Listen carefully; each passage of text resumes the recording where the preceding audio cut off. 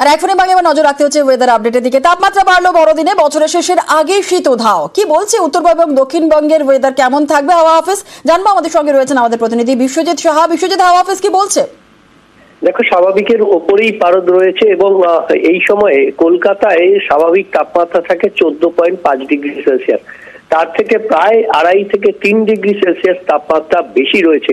আর এই তাপমাত্রা স্বাভাবিকের ওপরে প্রায় রাজ্যের সব জেলাতেই এই মুহূর্তে রয়েছে এবং আগামী 2 থেকে 3 দিন এইরকমই তাপমাত্রা থাকবে। শুক্রবারের পর কিছুটা কমতে পারে তাপমাত্রা। আবহাওয়াবিদদের যে অনুমান তাতে 2 থেকে 3 ডিগ্রি সেলসিয়াস পরবর্তী দুদিনে কমতে পারে, কিন্তু জাঁকিয়ে শীতের পরিস্থিতি এবছরে অন্তত আসছে না, এমনটাই ইঙ্গিত আবহাওয়াবিদদের। তবে দার্জিলিং এ বর্ষ শেষের আগে আরো এক দফায় শুক্রবার এবং শনিবার এবং রবিবার বৃষ্টি হতে পারে এবং তুষারপাতেরও সম্ভাবনা থাকছে উইকেন্ডে।